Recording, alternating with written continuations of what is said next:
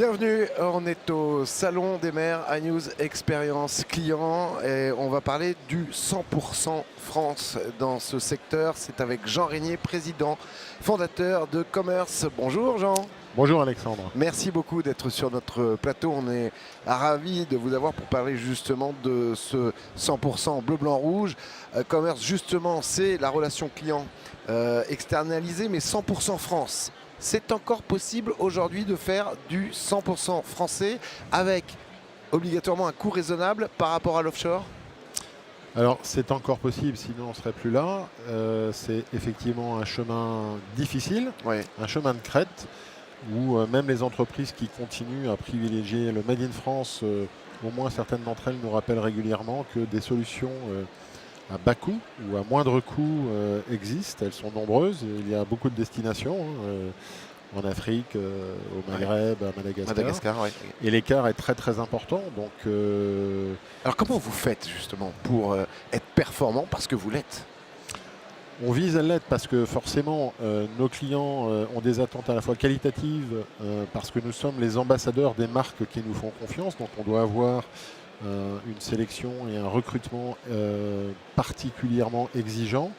On doit aussi beaucoup investir en formation pour garantir la qualité de l'expérience client, des clients, encore une fois, qui nous font confiance. On doit atteindre des niveaux de productivité, là encore, qui sont très élevés parce que finalement, nos clients poursuivent deux objectifs distincts.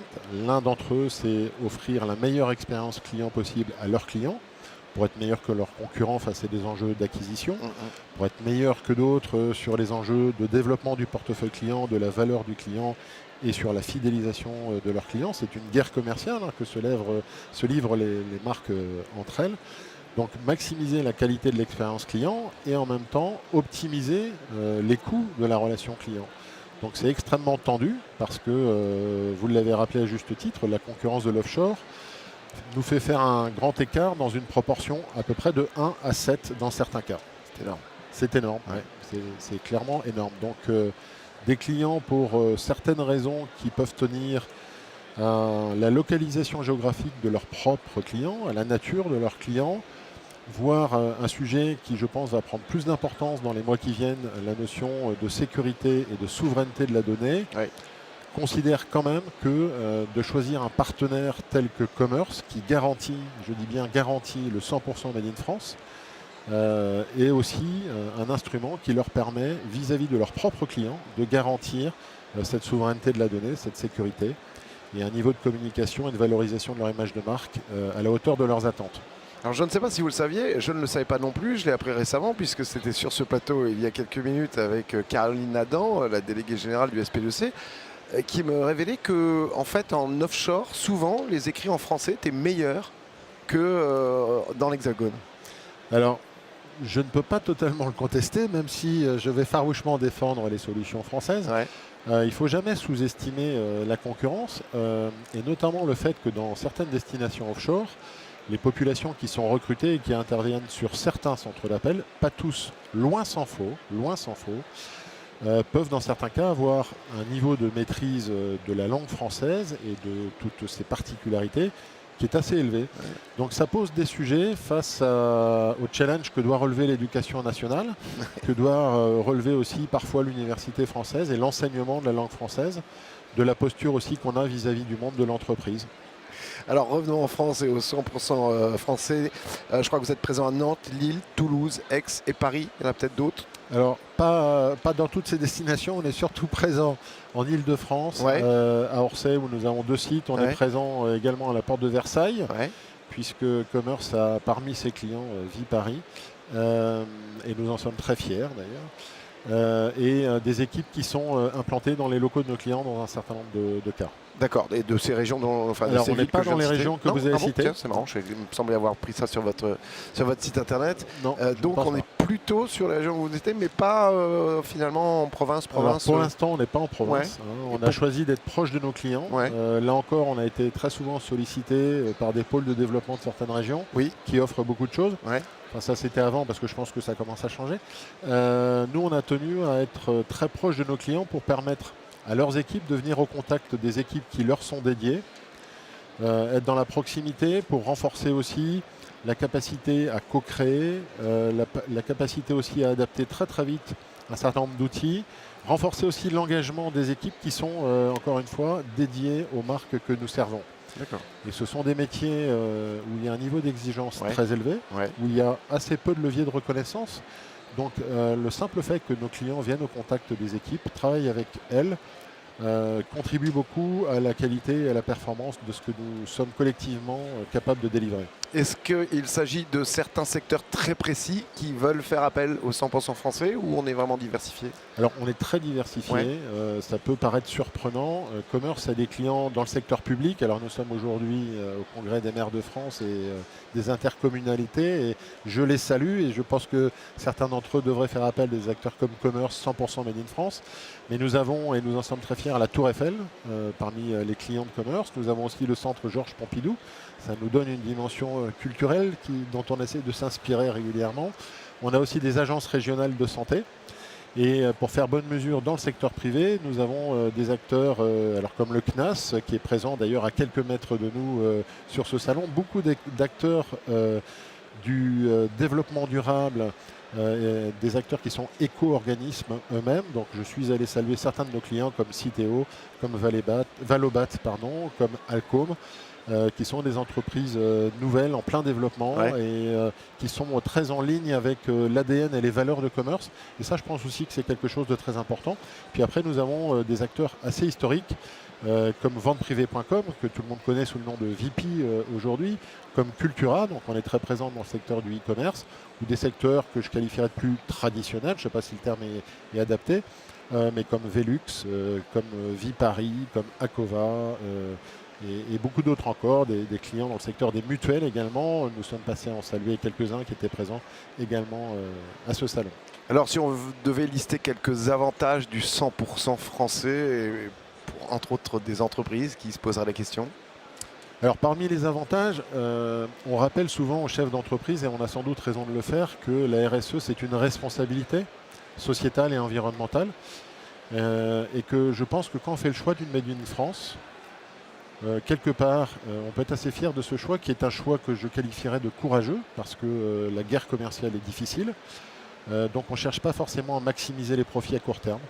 On travaille à un projet d'entreprise qui a en son cœur et comme finalité l'humain avant tout, qui nous impose d'être sains économiquement. Donc les entreprises doivent être capables d'assumer leur développement et garder leur liberté dans ce sens-là. Donc choisir le Made in France, c'est participer aussi de cette responsabilité sociétale et environnementale.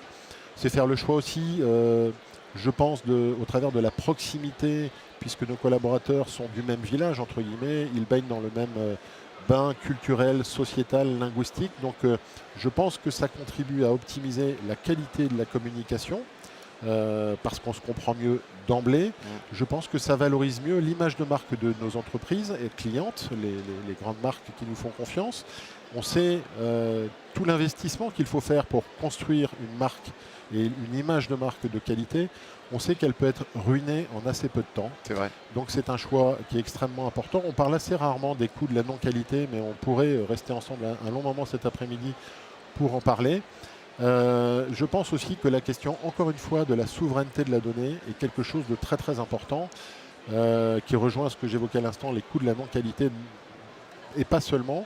Mais c'est vrai que quand quelqu'un ne comprend pas très très bien son interlocuteur, qu'il a aussi des contraintes de productivité à satisfaire, il va vraisemblablement historiser dans les systèmes d'information une data qui sera peut-être incomplète, qui sera peut-être déformée. C'est sur cette data derrière que les équipes marketing vont travailler pour bâtir la stratégie de l'entreprise de demain. Donc je prendrai une image, quand un boulanger travaille de la mauvaise farine, vraisemblablement il va sortir une mauvaise baguette. C'est ça les coûts de la non-qualité. Donc pendant longtemps la France a fait le choix des profits à court terme en délocalisant, en désindustrialisant. Je pense qu'on voit les limites de ces choix-là. Il faut peut-être remettre un petit peu de raison et ramener le curseur un petit peu vers la France. Je pose une question à tous ceux qui nous écoutent. Puisque nous avons un régime de retraite pour l'instant par répartition, pour tous ceux qui détruisent des emplois en France pour les mettre à l'offshore pour gagner quelques euros à l'heure, qui va payer votre retraite demain? C'est sûr. Regardez un petit peu plus loin que le bout de son Voilà, nez. c'est peut-être ça le développement durable. On a clairement vu les avantages du 100% français. Maintenant, si on pouvait parler des inconvénients, des obstacles que vous rencontrez. Le premier d'entre eux, je pense que tout le monde le connaît, c'est que le coût du travail est très élevé en France. Ouais. Je redonnais l'écart tout à l'heure, mais aujourd'hui, en France, pour parvenir, on va dire, à faire vivre dans des conditions décentes une entreprise dans le secteur de la relation client, si on parle en termes de taux horaire, on va se situer couramment dans une fourchette entre 30 et 35 euros de l'heure d'un téléconseiller, d'un télévendeur, d'un téléopérateur. J'ai vu récemment des propositions commerciales émanant de Madagascar où on est entre 5 euros et 7 euros de l'heure. Donc je pense qu'il y a assez peu d'industrie, puisque je pense qu'on est classé dans le monde industriel, même si e-commerce n'a pas une taille industrielle et ne souhaite pas l'avoir d'ailleurs. Mais ça montre l'ampleur de la difficulté que nous devons atteindre. S'ajoutent à celle-ci d'autres difficultés typiquement françaises. Je pense qu'on a un droit du travail qui est très complexe et qui ne facilite pas la vie des chefs d'entreprise.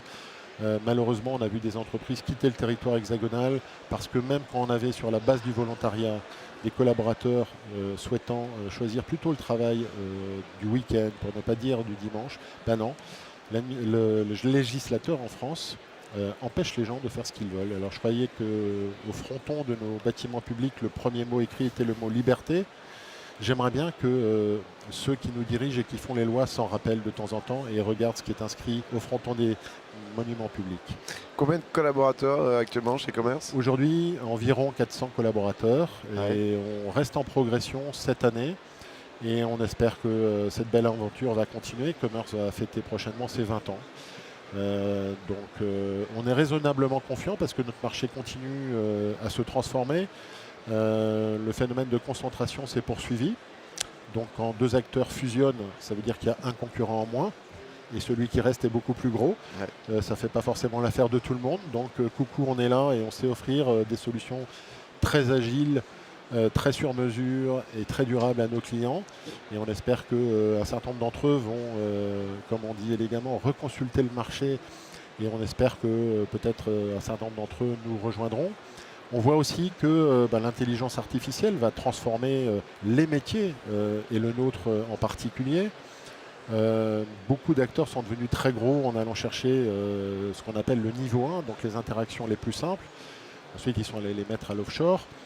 Il n'est pas déraisonnable de penser que les solutions performantes d'intelligence artificielle vont remplacer en premier ces interactions de niveau 1. Alors, il ne faut surtout pas, et on reboucle avec notre propos antérieur, sous-estimer la capacité de réaction d'un certain nombre de confrères, y compris à l'offshore. Donc ça pose aussi aux Français et aux entreprises qui, comme Commerce, agissent sur le territoire français, de vrais enjeux de formation de nos équipes pour les faire monter en compétences. Ça posera inévitablement aussi la question de la revalorisation progressive des métiers de la relation client, parce qu'aujourd'hui, il y a un niveau d'exigence sur la qualité des profils, sur leur niveau de compétence, sur leur agilité, sur les outils informatiques. J'ajouterai également les niveaux de productivité attendus, avec en plus le sourire du lundi matin au vendredi soir, quand on ne travaille pas la nuit ou les week-ends, et qui fait qu'aujourd'hui, ces métiers-là sont insuffisamment revalorisés et qu'on essaye de contribuer à les revaloriser. Vous n'avez pas de problème justement de recrutement de talents par rapport à tout ça? Alors recruter n'a jamais été facile, ouais. Surtout quand on est exigeant. Ouais. On accompagne beaucoup, donc au sein de Commerce, il y a Commerce Talent qui est en plus une société de recrutement et de formation certifiée Calliope. Donc on a un investissement très très fort en nombre d'heures sur la formation initiale et continue de nos équipes. Et sur tous les canaux. Sur tous les canaux. Ouais, on est vraiment multicanal.